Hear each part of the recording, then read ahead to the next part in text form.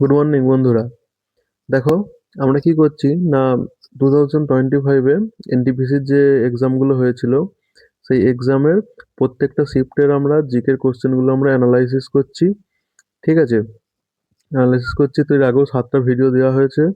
এই 7টা ভিডিও দেওয়া হয়েছে 7টা শিফটের। আজকে হচ্ছে আমাদের 8 নাম্বার ভিডিও। ঠিক আছে না, 6 তারিখের শিফট 3। ঠিক আছে, তো চলো এখানে জিকের কি কোশ্চেন আছে সেগুলো আমরা দেখে নেবো। দেখো, প্রথম প্রশ্ন কি বলেছে না, how do you add a text to a, বলছে কি how do you add a text to a slide in MS PowerPoint. MS পাওয়ার পয়েন্টে একটি স্লাইডে কিভাবে টেক্সট যোগ করবেন। ঠিক আছে, কারেক্ট অ্যান্সার কি হয়ে যাবে না, option 2। Click inside A text place holder and start typing. একটি টেক্সট প্লেস হোল্ডারের ভেতরে ক্লিক করে টাইপ করা শুরু করতে হবে। কি না, মাইক্রোসফট পাওয়ার পয়েন্টে যখন আপনি কোনো স্লাইড খুলবেন, তখন কি হবে না, বেশিরভাগ স্লাইডেই আগে থেকে টেক্সট প্লেসহোল্ডার থাকে। যেমন শিরোনাম যোগ করতে ক্লিক করুন, বা টেক্সট যোগ করতে ক্লিক করুন, বা শুধু প্লেসহোল্ডারের ভেতর ক্লিক করতে হবে, আর তারপর সেখানে টেক্সট টাইপ করা শুরু করতে হবে। এটাই একটি স্লাইডে টেক্সট যোগ করার সবথেকে সহজ এবং সঠিক উপায়। ঠিক আছে, ট্রানজিশন ট্যাব কি না, এই স্লাইডে এটি স্লাইড অ্যানিমেশন ইফেক্টের জন্য ব্যবহৃত হয়, টেক্সট যোগ করার জন্য নয়। কন্ট্রোল টিপে কি করা হয় না, পাওয়ার পয়েন্টে টেক্সট যোগ করার জন্য এটি ব্যবহৃত হয় না।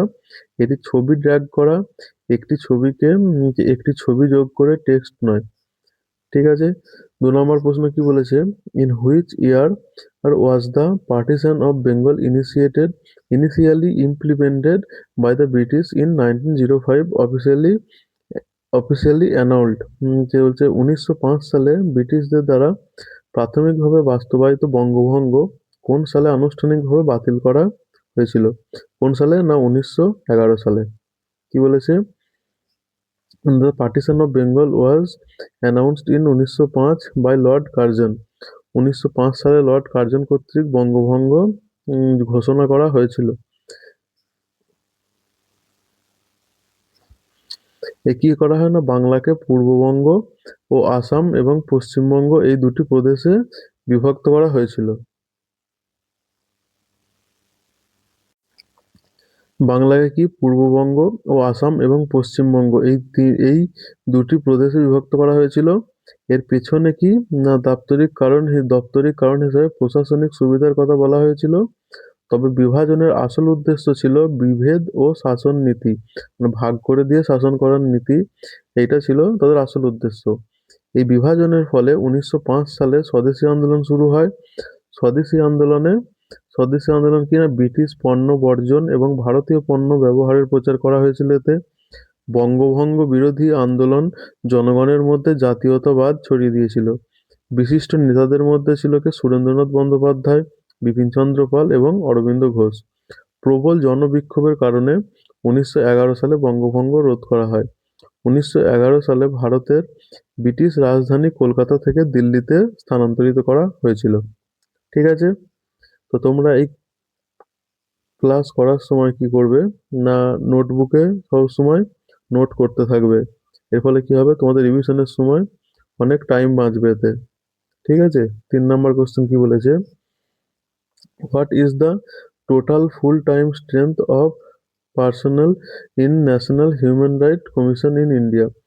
ভারতের জাতীয় মানবাধিকার কমিশনে পূর্ণকালীন কর্মীর মোট সংখ্যা কত, কতজন কর্মী থাকে। না, কি বলেছে, ভারতের মানবাধিকার কমিশনে মোট 6 জন পূর্ণকালীন সদস্য রয়েছে, যার মধ্যে কি না, একজন চেয়ারম্যান আর কি 5 জন সদস্য। NHRC national human right commission 1993 সালের মানবাধিকার সুরক্ষা আইনের অধীনে প্রতিষ্ঠিত হয়েছিল। এর চেয়ারপারসন হলেন ভারতের একজন প্রাক্তন বিচারপতি। এই এনএইচআরসি বা ন্যাশনাল হিউম্যান রাইট কমিশনের যে চেয়ারম্যান হবে সে কি না, ভারতের একজন প্রাক্তন বিচারপতি। পূর্ণকালীন সদস্য ছাড়াও পদাধিকার বলে কিছু সদস্য থাকেন, যেমন অন্যান্য জাতীয় কমিশনের চেয়ারপারসনরা, কিন্তু তাদের পূর্ণকালীন সদস্য হিসেবে গণ্য করা হয় না। ঠিক আছে, পরের কোশ্চেন দেখবো। কি বলেছে, what is the significance of westernly jet stream in winter? শীতকালে পশ্চিমা জেট স্ট্রিমের গুরুত্ব কি? নাকি পশ্চিমা ঝঞ্ঝাকে যে ভারতে প্রবেশ করতে সাহায্য করে? কি না, এখানে কি হয়েছে, শীতকালে পশ্চিমা জেট স্ট্রিমের গুরুত্ব কি না, এটি পশ্চিমা ঝঞ্ঝাকে ভারতে প্রবেশ করতে সাহায্য করে। It guided western disturbance into India. Western ডিস্টারবেন্সকে ভারতে আসতে সাহায্য করে, কি করে না, ওয়েস্টার্নলি জেট স্ট্রিম কি, এটি আকাশের অনেক উঁচুতে প্রবাহিত একটি খুব দ্রুতগতির বাতাস হিসাবে ভাবুন এটিকে। কি না, ওয়েস্টার্নলি জেট স্ট্রিম কি, এটি আকাশের অনেক উঁচুতে প্রবাহিত একটি দ্রুত গতির বাতাস। এটি পশ্চিম থেকে পূর্ব দিকে প্রবাহিত হয়। পশ্চিম থেকে পূর্ব দিকে মানে এই দিকে প্রবাহিত হয়। ঠিক আছে? আর শীতকালে কি হয়? শীতকালে এই দ্রুতগতির বাতাস উত্তর ভারতের ওপর দিয়ে প্রবাহিত হয়। এটি আকাশের একটি রাস্তার মতন কাজ করে। এবার পশ্চিমী ঝঞ্ঝা কি? না, পশ্চিমী ঝঞ্ঝাগুলো হলো মেঘ এবং বৃষ্টি তুষারপাতের ব্যবস্থা। এইগুলো অনেক দূর পশ্চিম থেকে ইউরোপের কাছাকাছি থেকে আসে।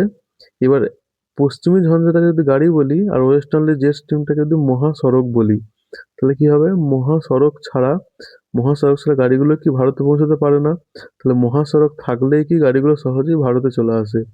তাই কি না, ওয়েস্টার্নলি জেট স্ট্রিম পশ্চিমী ঝঞ্ঝাকে ভারতে প্রবেশ করতে সাহায্য করে। ভারতে প্রবেশের পর কি হয়? না, ভারতে প্রবেশের পর উত্তর পশ্চিম ভারতে বৃষ্টিপাত হয় এবং পাঞ্জাব, হরিয়ানা, রাজস্থান এই জায়গাগুলোয় বৃষ্টিপাত হয়। আর এই বৃষ্টিপাত কি রবি শস্যের জন্য খুবই গুরুত্বপূর্ণ। ঠিক আছে? রবি শস্য বিশেষ করে কি না গমের জন্য খুবই গুরুত্বপূর্ণ। আর পাহাড়েও তুষারপাত হয়, যেমন কাশ্মীর, হিমাচল এই জায়গাগুলো তুষারপাত হয়। এই তুষারপাত কি করে না হিমবাহকে পুষ্ট করে এবং গ্রীষ্মকালে নদীগুলোতে জল সরবরাহ করে। অন্য অপশনগুলো কেন ভুল? না, মৌসুমী বায়ুর প্রত্যাবর্তন, এটি একটি ঋতুভিত্তিক চাপের পরিবর্তনের কারণে ঘটে, জেট স্ট্রিমের কারণে নয়। পূর্বঘাট পর্বতে তুষারপাত, এটি কিসের জন্য ঘটে? না, পূর্বপাত হলো নিচু পাহাড়, সেখানে তুষারপাত হয় না। তামিলনাড়ুতে বৃষ্টিপাত, এটি উত্তর পূর্ব মৌসুমী বায়ুর কারণে হয়, পশ্চিমা জেট স্ট্রিমের কারণে নয়। ঠিক আছে? 5 নম্বর প্রশ্ন কি বলেছে? The eastern coastal plains of India are best described as which type of coast? ভারতের ভারতের পূর্ব উপকূলীয় সমভূমিকে কোন ধরনের উপকূল হিসাবে সর্বোত্তমভাবে বর্ণনা করা যায়? কি না, এমার্জ কোস্ট। তোমাদের আগের কোশ্চেনেই বলেছি, একটা হয় হচ্ছে সাবমার্জ কোস্ট আর একটা হয় কি ইমার্জ কোস্ট। যেগুলো কি সমুদ্রপৃষ্ঠের নিচে চলে গেছে, যেমন সেগুলোকে কি বলি আমরা? নিমজ্জিত উপকূল। আর এমার্জ কোস্ট কোনগুলো? যেগুলো সমুদ্রপৃষ্ঠ থেকে ওপরে উঠে এসছে, সেইগুলোকে আমরা বলি উদ্ভূত উপকূল বা এমার্জ কোস্ট। কি না, ইস্ট হচ্ছে এমার্জ বা এক্সট্রা ল্যান্ড, এগুলো হচ্ছে এখানে পলি জমে। আর ওয়েস্ট হচ্ছে কি ওয়াটার এন্টার্স, এখানে হচ্ছে সাবমার্জ, তাই এগুলো হচ্ছে সাবমার্জ। ঠিক আছে? খুব ইম্পর্টেন্ট এটা, বারবার দেখছি পরীক্ষায় দিচ্ছে। তাহলে প্রশ্ন কি হয়ে যাবে? ভারতের পূর্ব উপকূলে, পূর্ব উপকূল মানে ইস্ট টানে, ইস্ট ফর ইস্ট ফর কি আমার? না, এমার্জেন্ট।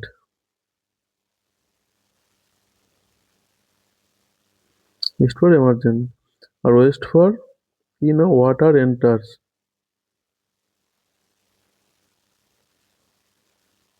ওয়াটার এন্টার্স, তাহলে ইস্ট মানে কি এমার্জেন্ট, ইস্টে কি এমার্জেন্ট কোস্ট অ্যান্সার হয়ে যাবে। ঠিক আছে? 6 নম্বর প্রশ্ন কি বলেছে? না, হু among the following wrote the book power within? Power within এই বইটা কে লিখেছিল? না, এই বইটা লিখেছিল হচ্ছে ডক্টর আর বালাসুব্রমণিয়াম। কি the doctor R Balasubramaniam power within the leadership legacy of Narendra Modi বইটি লিখেছেন আর বালাসুন্দরম। তিনি একজন উন্নয়ন বিশেষজ্ঞ এবং নেতৃত্ব বিশেষজ্ঞ। বইটি নরেন্দ্র মোদীর নেতৃত্বশৈলী, মূল্যবোধ এবং শাসন পদ্ধতির ওপর আলোকপাত করে। এটি অভ্যন্তরীণ শক্তি, তৃণমূল নেতৃত্ব এবং কি অন্তর্ভুক্তিমূলক উন্নয়নের উপর জোর দেয়। তারপর একটা কি বলেছে? 7 নম্বর প্রশ্ন, না Jharkhand authorities have successfully রিলোকেটেড জায়গির the first village inside the dash entirely outside it's core area. যাহাতে কি হবে না, এটা অ্যান্সার হয়ে যাবে আমার অপশন 2, পালামু টাইগার রিজার্ভ। কি না, ঝাড়খণ্ড কর্তৃপক্ষ সফলভাবে জয়গির গ্রামকে যা পালাউমো টাইগার রিজার্ভের মূল এলাকার অভ্যন্তরে অবস্থিত ছিল, এটি প্রথম গ্রাম ছিল যেটি মূল অঞ্চলের বাইরে, মানে হচ্ছে পালাউমো টাইগার রিজার্ভের বাইরে স্থানান্তরিত করা হয়েছে। এই পদক্ষেপটি কেন নেওয়া হয়েছে না, এই পদক্ষেপটি নেওয়া হয়েছে বাঘ সংরক্ষণ উন্নত করতে, মানুষ ও বন্যপ্রাণীর সংঘাত কমাতে, আর কি না মূল এলাকার অভ্যন্তরে প্রাকৃতিক বাসস্থান পুনরুদ্ধার করতে। পরীক্ষার জন্য গুরুত্বপূর্ণ তথ্য কি, এই জয়গির গ্রাম পালাউমো টাইগার রিজার্ভের মূল এলাকা থেকে স্থানান্তরিত হওয়ার এটা একটা প্রথম গ্রাম। অন্য বিকল্পগুলো কেন ভুল, জিম করবেট ন্যাশনাল পার্ক এটি কোথায়, উত্তরাখণ্ডে অবস্থিত। আর আনন্দগড় টাইগার রিজার্ভ কোথায়, উত্তরপ্রদেশে অবস্থিত। আর দুধওয়া টাইগার রিজার্ভ কোথায় অবস্থিত না, এটাও উত্তরপ্রদেশে অবস্থিত। ঠিক আছে, তারপর 8 নম্বর প্রশ্ন কি বলেছে না, which keyboard shortcut is use to save an MS Excel workbook. MS Excel workbook save করার জন্য কোন কিবোর্ড শর্টকাট ব্যবহার করা হয়? কি অ্যান্সার হয়ে যাবে Ctrl+S। কি মাইক্রোসফট এক্সেলে Ctrl+S বর্তমান ওয়ার্কবুকটি সেভ করতে ব্যবহৃত হয়। এটি সমস্ত সাম্প্রতিক পরিবর্তনগুলো সংরক্ষণ করে। অন্যান্য বিকল্পগুলো কেন ভুল, না Ctrl+N মানে এটি কি, এটি একটি নতুন ওয়ার্কবুক তৈরি করে। Ctrl+P এটি কি করে না ওয়ার্কবুকটি প্রিন্ট করে। Ctrl+O এটি কি করে, এটি বিদ্যমান ওয়ার্কবুক খোলে, open an existing workbook.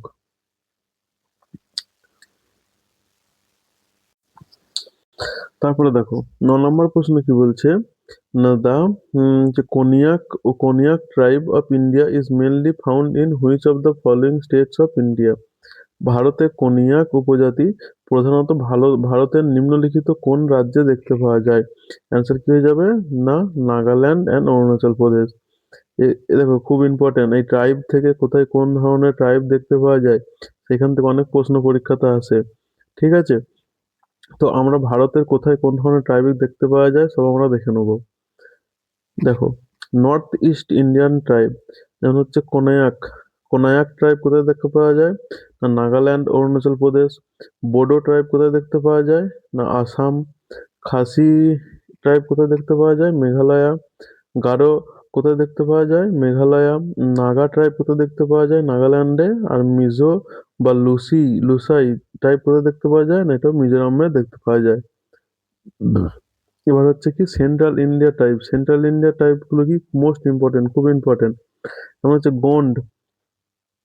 Gond type কোথায় দেখতে পাওয়া যায় না মধ্যপ্রদেশ, ছত্তিশগড়, মহারাষ্ট্র। ভিল টাইপ কোথায় দেখতে পাওয়া যায় না রাজস্থান, গুজরাট আর মধ্যপ্রদেশ। এই ভিল ট্রাইব হলো ওই এতগুলো উপজাতি রয়েছে, এই উপজাতিদের মধ্যে সব থেকে বেশি পপুলেশন কোন ট্রাইবের না এই ভিল ট্রাইবের। 2011 সালের জনগণনা অনুযায়ী এইটা সব থেকে বেশি পপুলেটেড ট্রাইব ছিল ভিল। এটি কোথায় দেখতে পাওয়া যায় না রাজস্থান, গুজরাট আর মধ্যপ্রদেশে। আচ্ছা, সাঁওতাল ট্রাইব কোথায় দেখতে পাওয়া যায় না ঝাড়খণ্ড, ওয়েস্ট বেঙ্গল, উড়িষ্যাতে। মুন্ডা ট্রাইব কোথায় দেখতে পাওয়া যায় ঝাড়খণ্ড, উড়িষ্যাতে। আর ওরাং কোথায় দেখতে পাওয়া যায় না ঝাড়খণ্ড আর ছত্তিশগড়ে। সাউথ ইন্ডিয়ান ট্রাইবস গুলো কি কি, টোডা টোডা ট্রাইব কোথায় দেখতে পাওয়া যায় তামিলনাড়ুর নীলগিরি হিলসে। ইরালু ট্রাইব কোথায় দেখতে পাওয়া যায় না তামিলনাড়ু আর কেরালাতে। আর চিঞ্চু ট্রাইব কোথায় দেখা যায় না অন্ধ্রপ্রদেশ, তেলেঙ্গানাতে। কোয়া ট্রাইব কোথায় দেখতে পাওয়া যায় অন্ধ্রপ্রদেশ, তেলেঙ্গানাতে। ঠিক আছে, এবার হচ্ছে western India type. Warli type কোথায় দেখতে পাওয়া যায় না মহারাষ্ট্র, গুজরাট। কোলি টাইপ কোথায় দেখতে পাওয়া যায় মহারাষ্ট্র, গুজরাট। আর গারাসিয়া টাইপ কোথায় দেখতে পাওয়া যায় রাজস্থানে।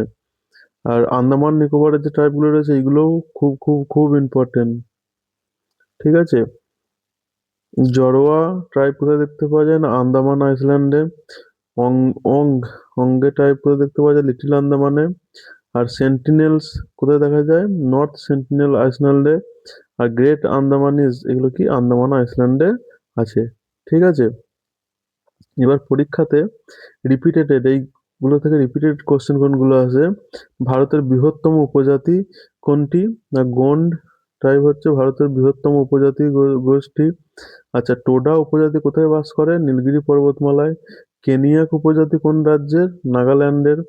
সেন্টি সেন্টিনেলিজরা কোথায় বাস করে? আন্দামান দ্বীপপুঞ্জে। ঠিক আছে। ওয়ারলি চিত্রকলা মহারাষ্ট্রের একটি বিখ্যাত উপজাতিক শিল্পকলা। টোডা উপজাতি নীলগিরি পাহাড়ে বাস করে। খাসি, গারো, জয়ন্তীয়া উপজাতিরা মেঘালয়ে বাস করে। আর গোন্ড হলো ভারতের বৃহত্তম উপজাতি গোষ্ঠী। ঠিক আছে। 10 নম্বর প্রশ্ন দেখবো। 10 নম্বর প্রশ্ন কি বলছে না, which of the following indicators reflects inequality in the distribution of income among individual in a population. নিচের কোন সূচকটি একটি জনগোষ্ঠীর ব্যক্তিদের মধ্যে আয় বন্টনের অসমতাকে প্রতিফলন করে? কি অ্যান্সার হয়ে যাবে না, লরেঞ্জ রেখা। লরেঞ্জ রেখা কি না, লরেঞ্জ রেখা হলো একটি লেখচিত্রীয় উপস্থাপনা। এটা কি গ্রাফিক্যাল রিপ্রেজেন্টেশন, যেটার মাধ্যমে কি একটি জনসংখ্যার মধ্যে ব্যক্তি বা পরিবারগুলোর মধ্যে আয় কিভাবে বন্টিত হয় সেটা দেখায়। এই রেখাটি যদি 450 450 নয়, এটা সরি, এটা কত হবে না 45 ডিগ্রি। রেখাটি যদি 45 ডিগ্রি সরলরেখার কাছাকাছি থাকে তবে আয় বন্টন অধিকতর সমান হয়, মানে সব জায়গাতে মোটামুটি সমান হয়। আর যদি রেখাটি সরলরেখা থেকে বেশি বাঁকানো থাকে তবে তা আয়ের অধিকতর বৈষম্য নির্দেশ করে। If the curve is more curved away from the straight line, it indicates greater income inequality. ঠিক আছে। অন্যান্য বিকল্পগুলি কেন ভুল? নির্ভরশীলতা অনুপাত, এটি কর্মক্ষম জনসংখ্যার তুলনায় নির্ভরশীল জনসংখ্যা, শিশু ও বয়স্ক অনুপাত পরিমাপ করে। ভোক্তামূলক সূচক বা সিপিআই, কনজিউমার প্রাইস ইন্ডেক্স, এটা কি করে? একটি মুদ্রাস্ফীতি এবং জীবনযাত্রার ব্যয়ের পরিবর্তন পরিমাপ করে। আর শ্রম শক্তি অংশগ্রহণের হার, এটি কি কর্মজীবী বা সক্রিয়ভাবে কাজ করছেন এমন মানুষের শতাংশ পরিমাপ করে। 11 নম্বর প্রশ্ন কি বলেছে, the power to issue writs for enforcement of fundamental rights is vested in the Supreme Court under which article of the Indian constitution. মৌলিক অধিকার বলবৎ করার জন্য রিট জারির ক্ষমতা ভারতীয় সংবিধানের কোন অনুচ্ছেদ অনুযায়ী সুপ্রিম কোর্টের ওপর ন্যায্য করা হয়েছে? আচ্ছা, সুপ্রিম কোর্টের ওপর ন্যায্য করা হয়েছে আর্টিকেল 32 অনুযায়ী। ঠিক আছে। আর হাইকোর্টের কাছে নির্ণয় করা হচ্ছে আর্টিকেল 226 অনুযায়ী। ঠিক আছে। নাকি মৌলিক অধিকার বলবৎ করার জন্য রিট জারি করার ক্ষমতা ভারতের সুপ্রিম কোর্টে ভারতীয় সংবিধানের 32 নম্বর অনুচ্ছেদ অনুসারে দেয়া হয়েছে। 32 নম্বর অনুচ্ছেদ নাগরিকদের তাদের মৌলিক অধিকার লঙ্ঘিত হলে সরাসরি সুপ্রিম কোর্টের দ্বারস্থ হওয়ার সুযোগ দেয়। সুপ্রিম কোর্ট হ্যাবাস কর্পাস, ম্যান্ডামাস আর হচ্ছে প্রহিবিশন, সার্টিওয়ারি এবং কো ওয়ারেন্টির মতো রিট জারি করতে পারে। Doctor B R. আম্বেদকর 32 নম্বর অনুচ্ছেদকে সংবিধানের হৃদয় ও আত্মা বলে অভিহিত করেছেন। খুব ইম্পর্টেন্ট। এবার হচ্ছে দেখো, রিট রিট রিট করছে এত। রিটটা কি? রিট হলো কোনো নাগরিকের মৌলিক অধিকার রক্ষা করার জন্য আদালত কর্তৃক জারি করা একটা লিখিত আদেশ। আদালত কর্তৃক জারি করা কি? একটা লিখিত আদেশ। ভারতে রিট প্রধানত সুপ্রিম কোর্ট 32 নম্বর অনুচ্ছেদ অনুযায়ী এবং হাইকোর্ট কত 226 নম্বর ধারা অনুযায়ী জারি করতে পারে। খুব ইম্পর্টেন্ট। না, ভারতে রিট প্রধানত সুপ্রিম কোর্ট কত না 32 নম্বর অনুচ্ছেদ অনুযায়ী বা আর্টিকেল অনুযায়ী এবং হাইকোর্ট 226 নম্বর ধারা অনুযায়ী জারি করতে পারে। রিটের প্রকারভেদ। রিট কয় প্রকার? না, রিট হচ্ছে 5 প্রকার। প্রথম কি না, হেবাস কর্পাস। হেবাস কর্পাস বা প্রডিউস দ্য বডি, দেহকে হাজির করা। এটি কি? ব্যক্তিগত স্বাধীনতা রক্ষা করা। কোনো সাধারণ একটা সিঙ্গেল মানুষের যদি স্বাধীনতা, ঠিক আছে, রক্ষা করার জন্য এই হ্যাবাস কর্পাস ব্যবহার হয়। আদালত কর্তৃপক্ষকে কোনো ব্যক্তিকে অ্যারেস্ট করা হয়েছে সেই আটক ব্যক্তিকে হাজির করার নির্দেশ দেয়। অবৈধ আটকের বিরুদ্ধে এটি ব্যবহৃত হয়। উদাহরণ, যদি কাউকে বিনা কারণে গ্রেপ্তার করা হয় তখন সেটি কি হ্যাবাস কর্পাসের আন্ডারে পড়বে। এবার হচ্ছে ম্যাডামাস কি? আমরা আদেশ দিচ্ছি বা উই কমান্ড বা আমরা আদেশ দিচ্ছি। আদালত একজন সরকারি কর্মকর্তাকে তার আইনি দায়িত্ব পালনের নির্দেশ দেয়। কোনো বেসরকারি ব্যক্তির বিরুদ্ধে এটি জারি করা যায় না। তাহলে শুধুমাত্র সরকারি ব্যক্তির বিরুদ্ধেই ম্যাডামাস ব্যবহার করা হয়। যেমন আদালত একজন সরকারি কর্মকর্তাকে লাইসেন্স জারি করার নির্দেশ দেয়। প্রহিবিশন, এরপর 3 নম্বর কি আমাদের প্রহিবিশন। প্রহিবিশন কি? না উচ্চ আদালত কর্তৃক নিম্ন আদালতের প্রতি জারি করা হয় এটি। নিম্ন আদালতকে তার ক্ষমতার সীমা অতিক্রম করা থেকে বিরত রাখে। উদাহরণ কি? না সুপ্রিম কোর্ট একটি নিম্ন আদালতকে একটি অবৈধ মামলার শুনানি করা থেকে বিরত রাখে। এরপর কি? না সার্টিওয়ারি, এটা কি প্রত্যয়িত হতে হবে, টু বি সার্টিফাইড, মানে উচ্চ আদালত কর্তৃক এটি জারি করা হয় নিম্ন আদালত বা ট্রাইব্যুনালের আদেশ বাতিল করে। উদাহরণ হাইকোর্ট এবং ট্রাইব্যুনালের ভুল সিদ্ধান্ত বাতিল করে। হাইকোর্ট একটি ট্রাইব্যুনালের ভুল সিদ্ধান্ত বাতিল করে, এটা কিসের আন্ডারে? না সার্টিওয়ারির আন্ডারে। এরপর আছে কি আমার 5 নম্বর কো ওয়ারেন্টি বা কোন ক্ষমতা বলে সরকারি পদ অবৈধভাবে অধিগ্রহণকে প্রশ্নবিদ্ধ করে। শুধুমাত্র যোগ্য ব্যক্তিরাই যাতে সরকারি পদে অধিষ্ঠিত হন তা নিশ্চিত করে হচ্ছে কো ওয়ারেন্টি। একজন অযোগ্য ব্যক্তির মন্ত্রী হওয়াকে চ্যালেঞ্জ করে কে? না কো ওয়ারেন্টি। ঠিক আছে? তাহলে হেবাস কর্পাস কি করে? না হেবাস কর্পাস কি করে? না ব্যক্তিদের স্বাধীনতা রক্ষা করে। ম্যাডামাস কি করে? কর্তব্য পালনে বাধ্য করে। প্রহিবিশন কি করে? না প্রহিবিশন নিম্ন আদালতকে থামিয়ে দেয়। সার্টিওয়ারি কি করে?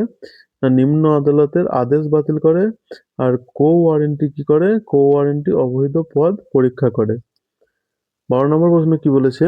না মিহির ভোজ Mihir Bhoj, a famous ruler of the Parthians, adopted which title?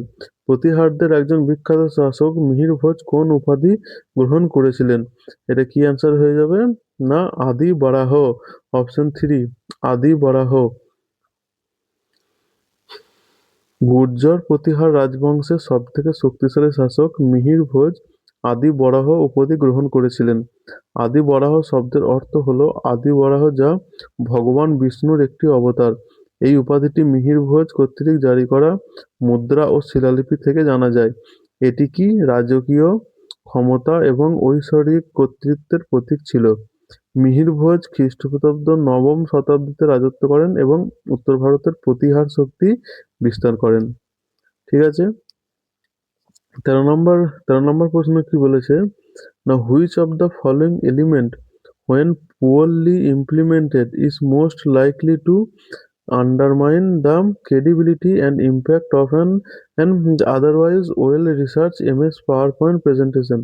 নিম্নলিখিত উপাদানগুলির মধ্যে কোনটি যদি সঠিকভাবে প্রয়োগ না করা হয় তাহলে একটি অন্যথায় উম, সুগবেষণালব্ধ এমএস পাওয়ার পয়েন্টের প্রেজেন্টেশন বিশ্বাসযোগ্যতা এবং প্রভাবকে সবথেকে বেশি ক্ষুণ্ণ করতে পারে। কি? না রেফারেন্সের জন্য স্বীকার্য, না হচ্ছে এখানে অপশন 2 আনসার হয়ে যাবে স্লাইড মাস্টার এবং টেমপ্লেটের অসঙ্গত ব্যবহার। স্লাইড মাস্টার এবং টেমপ্লেটের অসম্পূর্ণ ব্যবহার। মাইক্রোসফট পাওয়ার পয়েন্টে স্লাইড মাস্টার এবং টেমপ্লেট একটি প্রেজেন্টেশনের সামগ্রিক ডিজাইনের সামঞ্জস্য নিয়ন্ত্রণ করে, যেমন ফন্ট স্টাইল এবং আকার, রঙের বিন্যাস, লেআউট এবং অ্যালাইনমেন্ট, লোগো এবং হেডার ফুটারের অবস্থান। যদি এগুলো অসামঞ্জস্যভাবে ব্যবহার করা হয় তবে প্রেজেন্টেশনটি কি আপে আপেশাদার এবং বিভ্রান্তিকর দেখায়, যা বিষয়বস্তু ভালোভাবে গবেষণা করা হলেও বিশ্বাসযোগ্যতা নষ্ট করতে পারে এবং এর প্রভাব কমিয়ে দিতে পারে। আর দুর্বল ভিজুয়াল সামঞ্জস্য কি নিম্নমানের ধারণা। স্লাইড মাস্টারটা কি? ধরো আমি যখন এমএস পাওয়ার পয়েন্টে কোনো কাজ করব, এমএস পাওয়ার পয়েন্টে ধরো আমি কোনো কাজ করছি, তার জন্যে আমার 10টা স্লাইড এরকমভাবে পরপর আছে। আর এই 10টা স্লাইড এরকমভাবে পরপর আছে। ঠিক আছে? এটা হচ্ছে 10 নম্বর। এবার 10টা স্লাইডের হচ্ছে প্রথমেই একটা স্লাইড থাকবে, এটাকে আমরা কি বলি? না মাস্টার স্লাইড।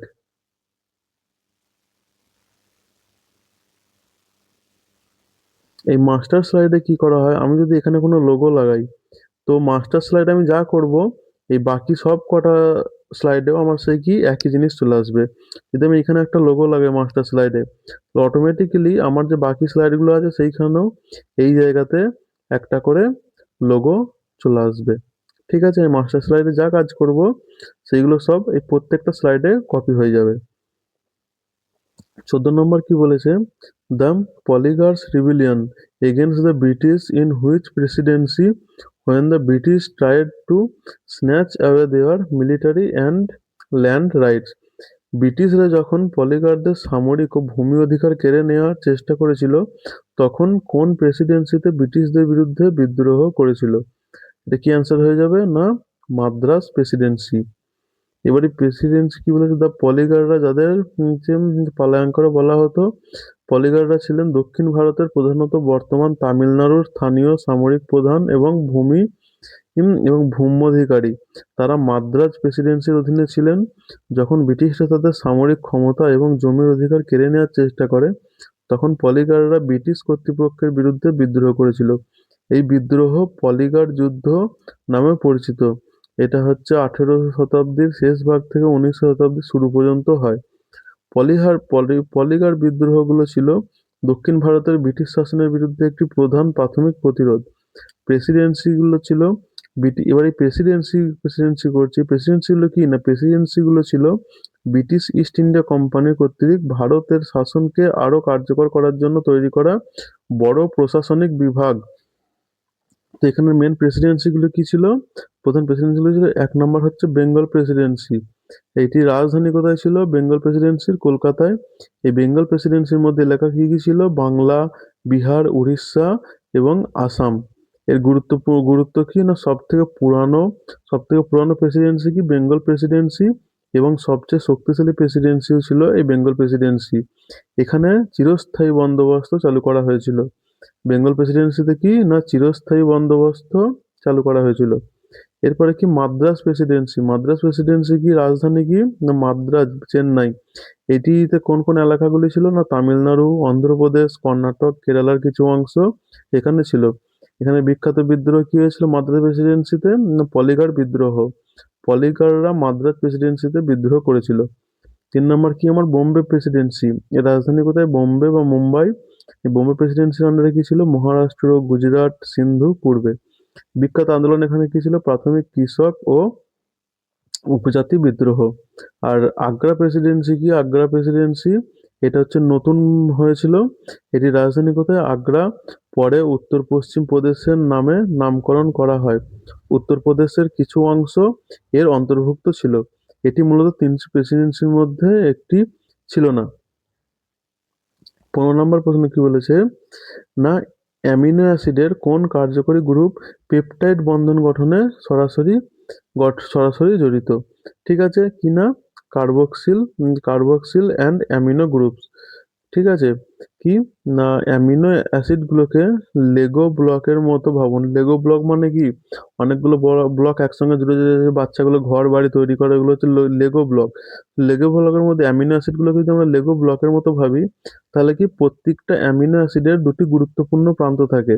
একটা কি না, অ্যামিনো গ্রুপ NH2।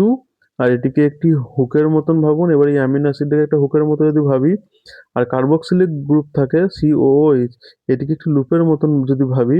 ঠিক আছে, এটা একটা লুপ আর এখানে হচ্ছে এইগুলো হচ্ছে একটা করে হুক। ঠিক আছে, এই যেমন হয়ে থাকে হুক এরকম ভাবে লাগানো থাকে।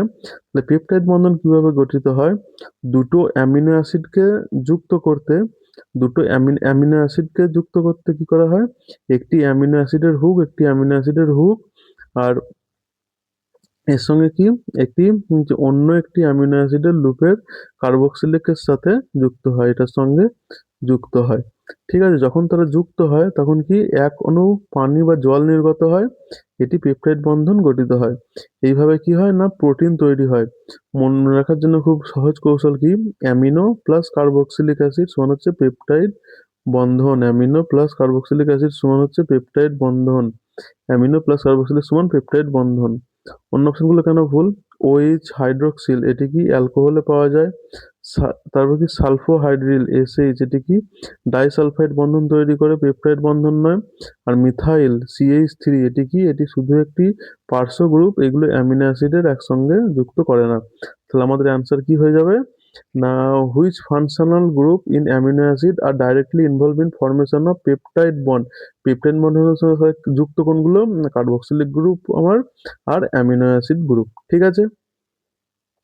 পরের প্রশ্ন দেখবো। পরের প্রশ্ন কি বলেছে, না লোক আদালতের কার্যক্রম হলো বা লোক আদালতের প্রসেসিং যে কার্যক্রম কি কেমন ভাবে হয়, এটি হলো আপোষমূলক। অপশন ফোর অ্যান্সার হয়ে যাবে আপোষমূলক। লোক আদালত কি, লোক আদালত মানে হচ্ছে কি জনগণের আদালত। এটি একটি বিকল্প বিরোধী নিষ্পত্তি ব্যবস্থা। এটি 1987 সালের আইনি পরিষেবা কর্তৃক আইনের অধীনে কাজ করে। এর প্রকৃতি কি, না এর প্রকৃতি হচ্ছে আপোষমূলক এবং প্রতিদ্বন্দ্বিতামূলক নয়। এর লক্ষ্য কি, না পারস্পরিক আপোষের মাধ্যমে বিরোধ নিষ্পত্তি করা। কোনো কোর্ট ফি নেওয়া হয় না এখানে। এই লোক আদালতে কি কোনো কোর্ট ফি নেওয়া হয় না, প্রদত্ত ফি ফেরত দেওয়া হয়। এবং কি কার্যপ্রণালী সহজ এবং আনুষ্ঠানিক। এর সিদ্ধান্ত বা রায়কে দেওয়ানি আদালতের রায়ের মতনই কার্যকর। রায়টি চূড়ান্ত এবং বাধ্যতামূলক। এর বিরুদ্ধে কোনো আপিল করা যায় না। এটি দ্রুত সস্তা বিচার প্রদানে সহায়তা করে এবং আদালতের মামলার জট কমায়। ঠিক আছে। 17 নম্বর প্রশ্ন কি বলেছে, না এমিলি এমিলি যে Henry is novel about two rival writers competing to pen a biography of notorious Harris is title as. একজন কুখ্যাত উত্তরাধিকারিণী জীবনী লেখার জন্য প্রতিদ্বন্দ্বিতাকারী দুই প্রতিদ্বন্দ্বী লেখককে নিয়ে এমিলি হেনরির উপন্যাসের শিরোনামটি কি ছিল, না the great big beautiful life. এমলি এমিলি হেনরি এবং এমন উপন্যাস লেখার জন্য সুপরিচিত যা রোমান্স, প্রতিদ্বন্দ্বিতা এবং মানসিক গভীরতার মিশ্রণ ঘটায়। গ্রেট বিগ বিউটিফুল লাইফ উপন্যাসের গল্পটি কি কি করে, না দুটি প্রতিদ্বন্দ্বী লেখক উভয়ের একটি মর্যাদাপূর্ণ সুযোগের জন্য প্রতিযোগিতা করছে। সেই সুযোগটি হলো একজন ধনী ও যে বিতর্কিত বা কুখ্যাত উত্তরাধিকারিণীর জীবনী লেখা। কারণ কি শুধুমাত্র একজন লেখকই বেছে নেওয়া হবে। এখানে পেশাগত প্রতিদ্বন্দ্বিতা, উত্তেজনা এবং প্রতিযোগিতা রয়েছে। এর সাথে আবেগপূর্ণ এবং রোমান্টিক উপাদানও রয়েছে, যা এমিলি হেনরির একটি সাধারণ লেখার শৈলী। 18 নম্বর প্রশ্ন কি বলেছে, in modern CPUs what technique is used to execute multiple instruction simultaneously. কি বলছে, না আধুনিক সিপিইউতে একাধিক নির্দেশ একই সাথে কার্যকর করার জন্য কোন কৌশলটি ব্যবহৃত করা হয়। ক্যান্সেল হয়ে যাবে, না পাইপলাইনিং। বাস্তব জীবনের সঙ্গে একটা উদাহরণ দিই, যেমন কারখানার উদাহরণ। আচ্ছা, একটি বিস্কুট তৈরির কারখানার কথা যদি ভাবি আমরা, তাহলে সেখানে কি না মেনলি চারটি ধাপ আছে। একটা হচ্ছে উপকরণ মেশানো, 2 নাম্বার কি না বিস্কুটের আকার দেওয়া, 3 নাম্বার কি সেটাকে বেক করা বা সেঁকা, আর 4 নাম্বার কি তারপরে সেটাকে প্যাকেট করা।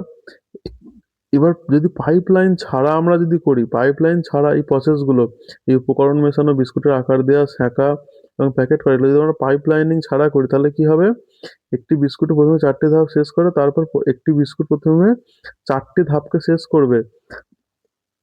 মানে প্রথমে উপকরণ মেশাবে, তারপরে বিস্কুটের আকার দেবে, তারপরে সেঁকবে, তারপর প্যাকেট করবে।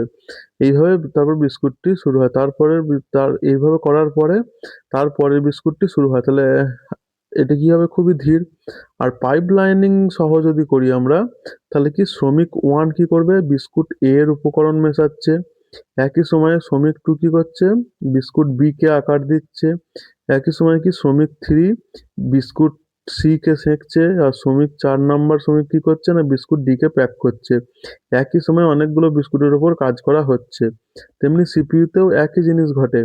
একটি সিপিইউর কিছু ধাপ আছে, যেমন কি ফেচ ইনস্ট্রাকশন বা নির্দেশনার আনা, আর হচ্ছে ডিকোড ইনস্ট্রাকশন নির্দেশনাকে ডিকোড করা, আর কি নির্দেশনা কার্যকর এক্সিকিউট ইনস্ট্রাকশন নির্দেশনা কার্যকর করা, আর স্টোর রেজাল্ট এবং ফলাফলকে সংরক্ষণ করা। এগুলোকে যদি উইথ পাইপলাইনের সঙ্গে আমরা করি তাহলে কি হবে, ইনস্ট্রাকশন 1 ইজ বিং এক্সিকিউটেড, নির্দেশ 1 কার্যকর করা হচ্ছে।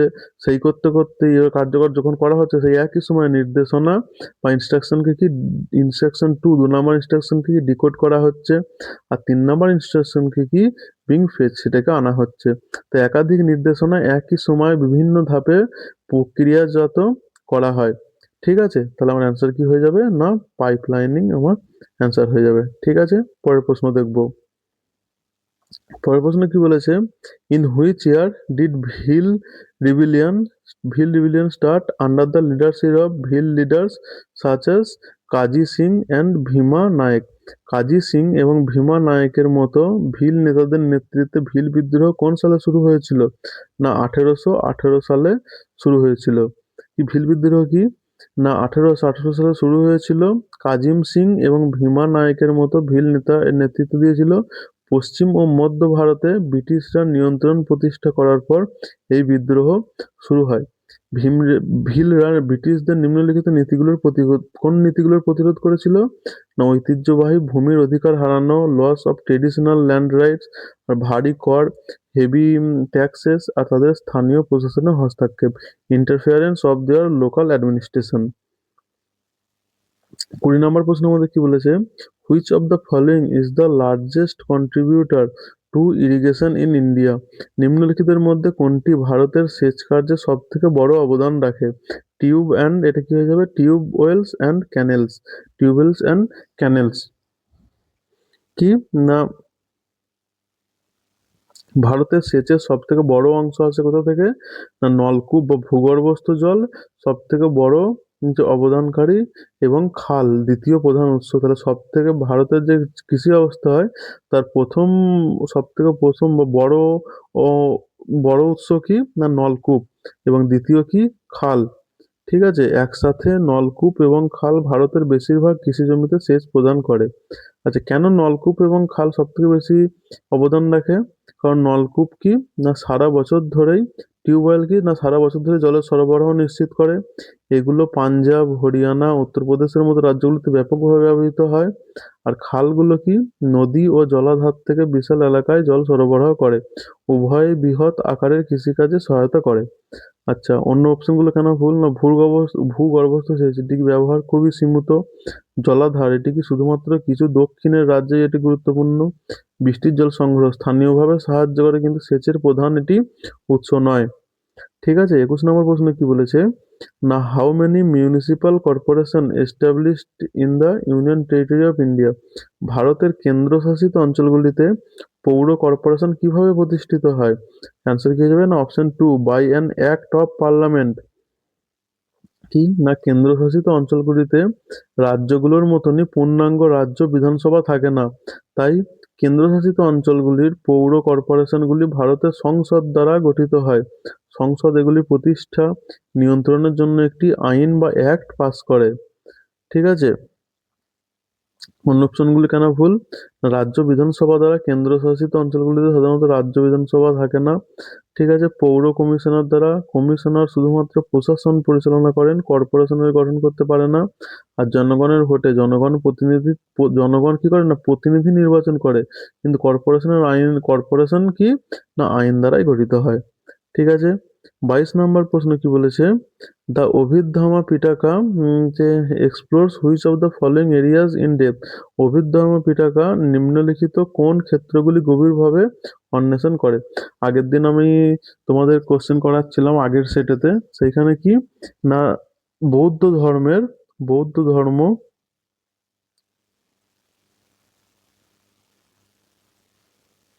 বুদ্ধিস্ট ধর্মের মেন যে ধর্মগ্রন্থ ছিল সেটার নাম কি ছিল? ত্রিপিটক। এই ত্রিপিটকের তিনটে ভাগ, ত্রিপিটককে বলা হয় তিনটে ঝুড়ি।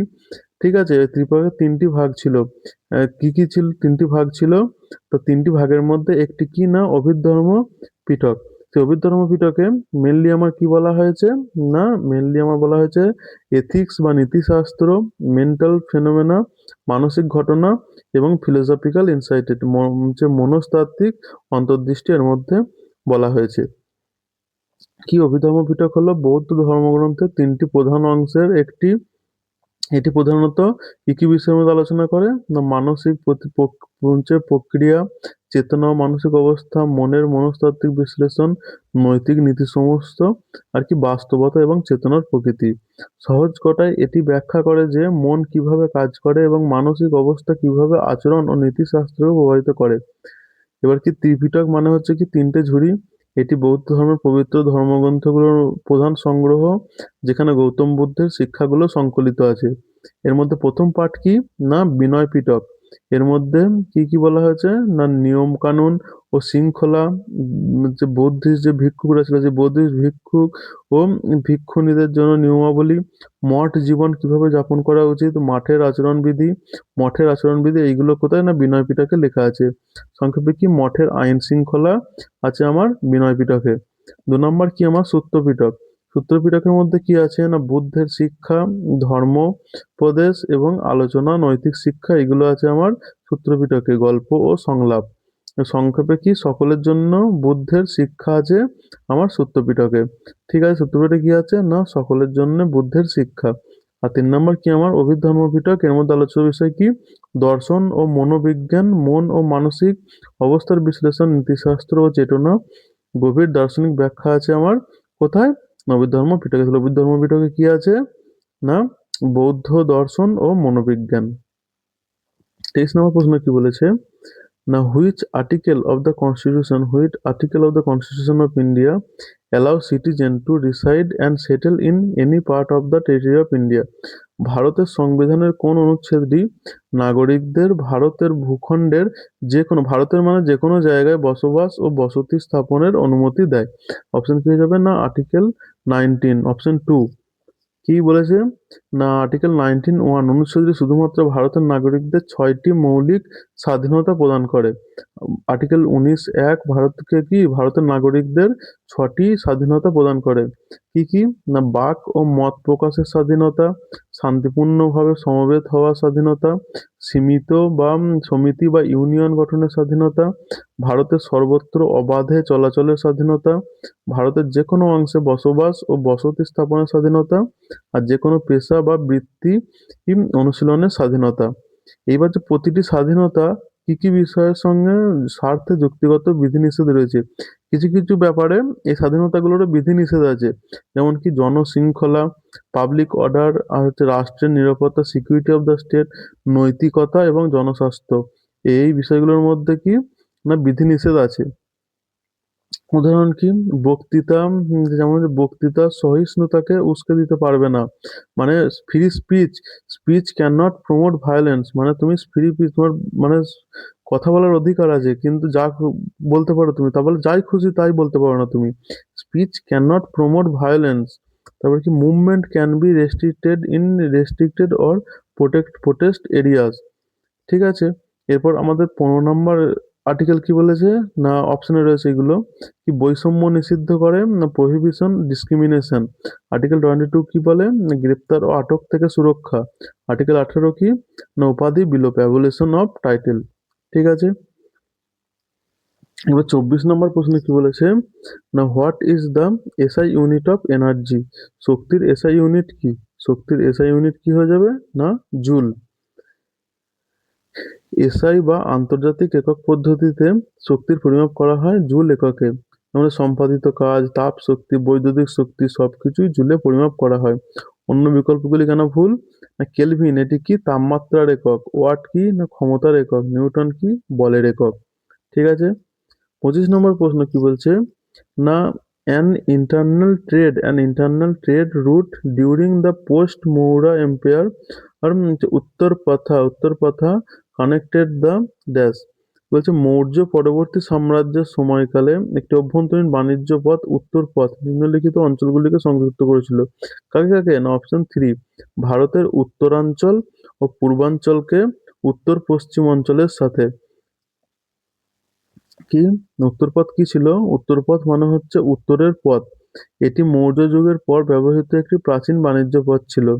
ঠিক আছে, ভারতকে যদি এরকম ভাবি না, উত্তর পূর্ব ভারতে আছে কি মগধ, বারাণসী আর পাটলিপুত্রের মতো স্থান। যে উত্তর পূর্ব আমরা যে দেখো, এইটা হচ্ছে আমার ইস্ট, ওয়েস্ট, নর্থ, সাউথ। ঠিক আছে, এবার হচ্ছে নর্থ ইস্ট মানে এই জায়গায়, মানে এইরকম জায়গায় রয়েছে আমার কি না, এই মগধ, বারাণসী। এই জায়গায় কি রয়েছে আমার মগধ।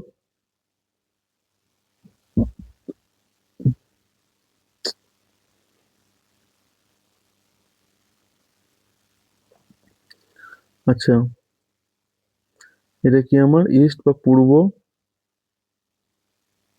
এটা কি পশ্চিম, উত্তর, আর হচ্ছে দক্ষিণ। কি বলেছে আমার ভারতের উত্তর পূর্বে, ভারতের উত্তর পূর্বে মানে এরকম জায়গায় কি আছে আমার মগধ, আর কি আছে বারাণসী, আর কি বলেছে, বারাণসী পাটলিপুত্র মতো স্থান, আর উত্তর পশ্চিম ভারতে রয়েছে তক্ষশিলা। উত্তর পশ্চিম মানে এরকম জায়গায় রয়েছে তক্ষশিলা। তক্ষশিলা ও গান্ধারের মতন স্থান, গান্ধার, তক্ষশিলার গান্ধার, গান্ধারের মতন স্থান রয়েছে। ঠিক আছে, উত্তরপথ এই দুটি অঞ্চলকে সংযুক্ত করে।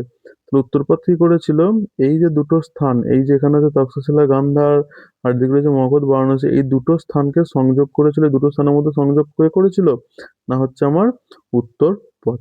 ঠিক আছে।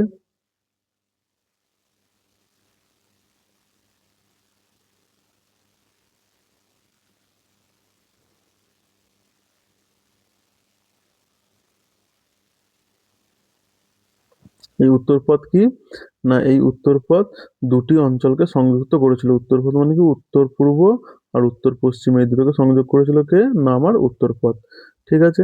26 নম্বর প্রশ্ন কি বলেছে, which of the following novels was written by, বাবারে কি সব নাম, কুরাতুল্লিন হায়দার। ঠিক আছে, উচ্চারণ ভুলভাল হলে ক্ষমা করে দিও প্লিজ। ঠিক আছে, কি বলছে, কুরাতুল আইন হায়দার 1959 সালে, is known as for deep insight of the partition of India. কি বলেছে, না কুর্রাতুল আইন হায়দার 1959 সালে আজ্ঞা উপন্যাসটি লেখেন। উপন্যাসটি ভারতের বিভাজনের গভীর ও দার্শনিক চিত্রায়নের জন্য বিখ্যাত। এটি শত শত বছর ধরে ভারতীয় সভ্যতাকে অনুসরণ করে দেখায় এবং কি যে বিভাজন কিভাবে নিম্নলিখিত বিষয়গুলিকে প্রভাবিত করেছিল। এই বিভাজন বা বিভাজন কিভাবে মানুষের, কি বলেছে, in case India civilization across country showing the partition effect, বা পার্টিশন কিভাবে এফেক্ট ফেলেছিল পরিচয়, সংস্কৃতি ও মানবিক সম্পর্কের মধ্যে। এই ব্যাপক ঐতিহাসিক আবেগ ও গভীরতার কারণে এটি উর্দু সাহিত্যের অন্যতম শ্রেষ্ঠ উপন্যাস হিসেবে বিবেচিত। আর ট্রেন টু পাকিস্তান এটা কে লিখেছিল, ট্রেন টু পাকিস্তান লিখেছিল খুশবন্ত সিং রচিত এটা। 27 নম্বর প্রশ্নটা কি বলেছে, which region of northern plains is made of older alluvium, যে কি, যে অ্যালুভিয়াম, উত্তর সমভূমির কোন অঞ্চলটি পুরনো পলিমাটি দ্বারা গঠিত হয়। অ্যান্সার কি হয়ে যাবে আমার, ভাঙড়। দেখো, একটি নদীতে প্রতি বছর পলি কাদা এসব নিয়ে আসে। একটি নদী প্রতি বছর যখন বান হয় তখন সেখানে কি নিয়ে আসে, পলি কাদা, এগুলো নিয়ে আসে। এবং নতুন পলিমাটি এলাকা কি হয়, না নদীতে প্রতি বছর বন্যা হয় এবং নতুন উর্বর মাটি নিয়ে আসে। এই এলাকাকে খাদর বলা হয়। ঠিক আছে, এই এলাকাকে কি বলা হয়, খাদর বলা হয়। আর পুরনো পলিমাটি এলাকা কি হয়, নদীতে প্রতি বছর বন্যা হয় না, মাটি অনেক পুরনো, এই এলাকাকে ভাঙর বলা হয়। তাহলে ভাঙর মানে কি, না পুরনো মাটি, আর খাদর মানে কি, না নতুন মাটি। খাদর মানে কি নতুন পলি মাটি, আর ভাঙর মানে কি, না পুরনো পলি মাটি। শুধু মনে রাখবেন, বি মানে হচ্ছে বুড়ো বা পুরনো, বি মানে হচ্ছে বুড়ো বা পুরনো, তাহলে বি ফর ভাঙর। তাহলে ভাঙর হচ্ছে কি পুরনো পলিমাটি, পলিমাটি, আর খাদর মানে কি নতুন পলিমাটি। ঠিক আছে। এরপরে 28 নম্বর প্রশ্ন কি বলেছে, solubility of CH3COOH decreases in presence of CH3COONA due to CH3COOH এর উপস্থিতিতে CH3COOH এর দ্রাব্যতা নিম্নলিখিত কারণে হ্রাস পায়।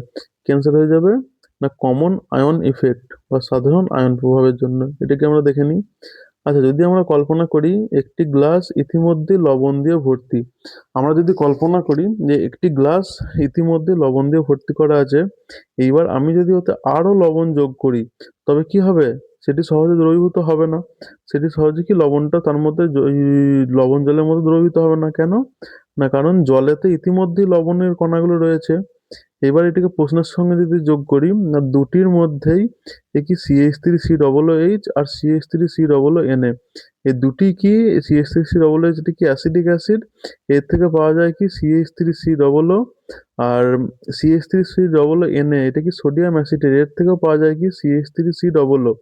তাহলে সুতরাং উভয়ের মধ্যেই একটি সাধারণ আয়ন হলো CH3COO। তাহলে CH3COO কি একটি সাধারণ আয়ন যেটি দুটোর মধ্যেই আছে, অ্যাসিটিক অ্যাসিড এবং সোডিয়াম অ্যাসিটেটের মধ্যে আছে। এইবার কি, CH3COON যোগ করলে কি ঘটাবে, যদি জলের মধ্যে ইতিমধ্যেই প্রচুর কি CH3COO আয়ন আছে। কারণ কি, যেমন নুন জলের মধ্যে নুন আগে থেকেই ছিল, তেমনি কি জলের মধ্যে CH3COO আগে থেকেই আছে। তাই CH3COOH আর দ্রবীভূত হতে চায় না। এটি কি দ্রবণীয়তা কমে যায়। এই প্রভাবকে বলে কি সাধারণ আয়ন প্রভাব। এই আয়ন আগে থেকেই উপস্থিত, দ্রবণীয়তা কমে যায়, সমান হচ্ছে কি সাধারণ আয়ন প্রভাব। ঠিক আছে, তাহলে আমাদের অ্যান্সার কি হয়ে যাবে না, CH3CON এর উপস্থিতিতে CH3COOH এর দ্রাব্যতা নিম্নলিখিত কারণ হ্রাস পায়। কিসের জন্য না, কমন আয়ন এফেক্টের জন্য। ঠিক আছে। 29 নম্বর প্রশ্ন আমাদের কি বলেছে না, which keyboard shortcut permanently deletes a file without sending it to the recycle bin in Windows OS. এই কোশ্চেনটা আগের কোনো একটা শিফটে এসেছিল। ঠিক আছে, অ্যান্সার কি হয়ে যাবে আমাদের অপশন 4, শিফট প্লাস ডিলিট। আচ্ছা, শিফট আমরা যদি নর্মাল ডিলিট কি প্রেস করি তাহলে কি হয়ে যাবে, সেটি রিসাইকেল বিনে চলে যাবে। আর শিফট প্লাস ডিলিট যদি আমরা টিপি তাহলে কি হয়ে যাবে, সেটি পার্মানেন্টলি ডিলিট হয়ে যাবে। তা শুধুমাত্র ডিলিট চাপলে কি হবে না, ফাইলটি রিসাইকেল বিনে চলে যায়। আর শিফট প্লাস ডিলিট চাপলে কি হবে, ফাইলটি স্থায়ীভাবে মুছে যায়, ফাইলটি রিসাইকেল বিনে যায় না।